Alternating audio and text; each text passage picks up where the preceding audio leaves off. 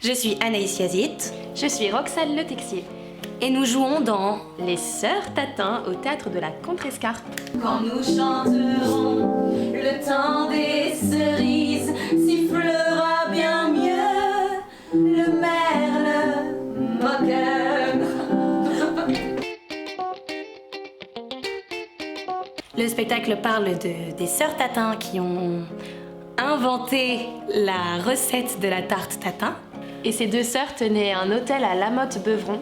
Et en fait, c'est une adaptation des Trois Sœurs de Tchekhov pour raconter la véritable vie, la véritable biographie de ces deux sœurs.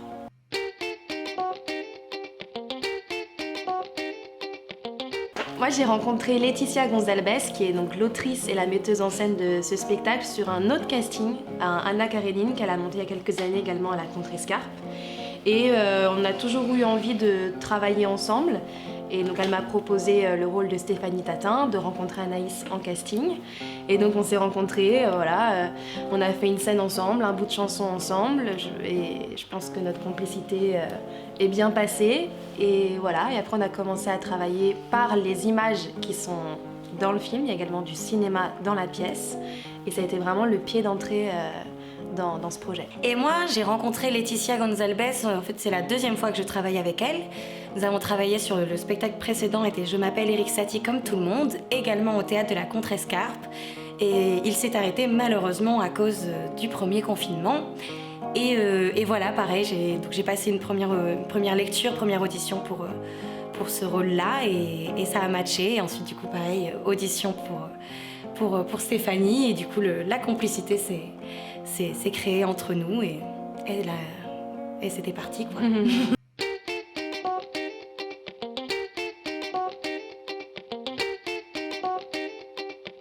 Quand Laetitia m'a envoyé le projet et que j'ai lu le livret pour la première fois, j'ai été hyper touchée de voir à quel point c'était débordant d'humanité et d'amour.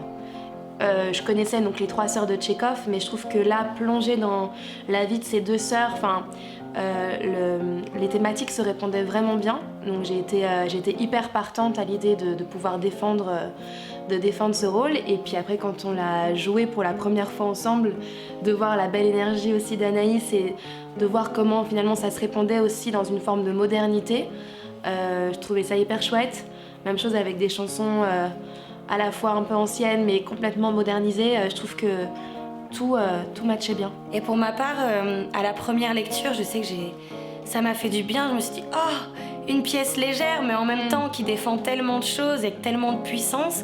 Et rien que déjà à cette lecture, j'ai vu tout ça et ça m'a fait un bien fou. Et en même temps, c'était hyper d'actualité parce que on parle beaucoup de l'ennui de ces deux sœurs enfermées dans cet hôtel hérité de leurs parents. Et du coup, ça rappelle complètement le confinement, complètement tout ça. Et en plus, on crée des tartes, donc je pense que la plupart des gens sur cette planète se sont mis à faire des tartes dans tout va. Donc du coup, mine de rien, ça parle du confinement sans trop parler du thème confinement, sans que ça ait ce poids-là. Et je pense que ça peut vraiment parler à tout le monde de ce côté-là. Du coup, Fréhel, À Paris la nuit.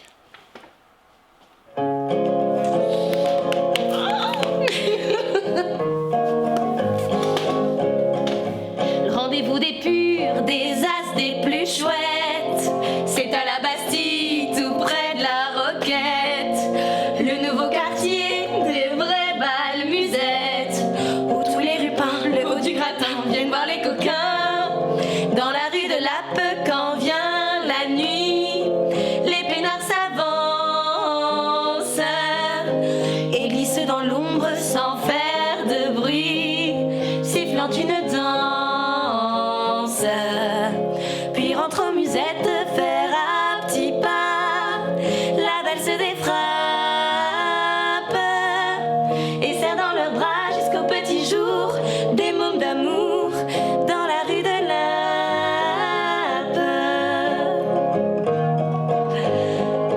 Paris.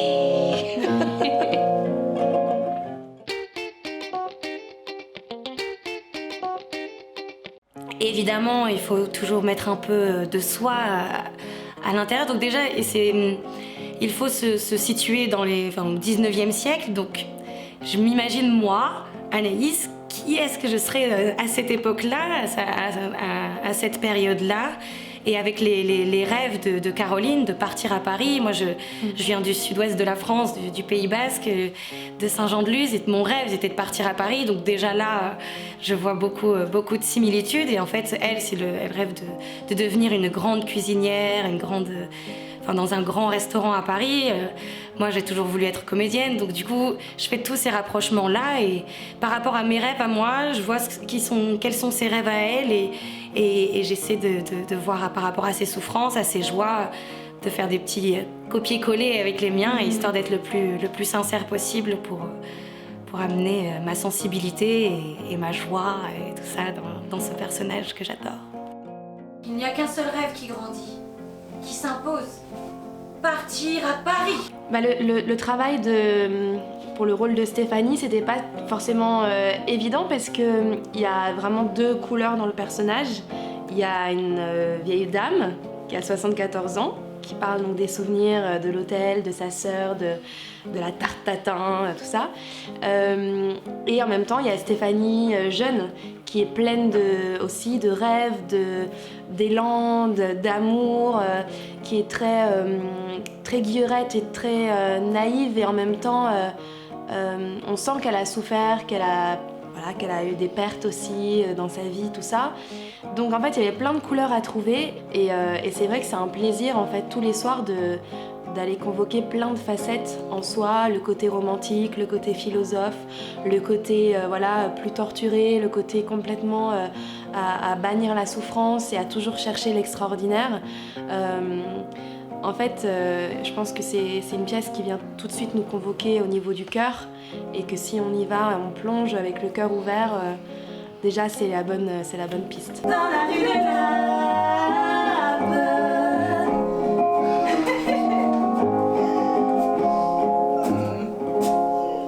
Paris.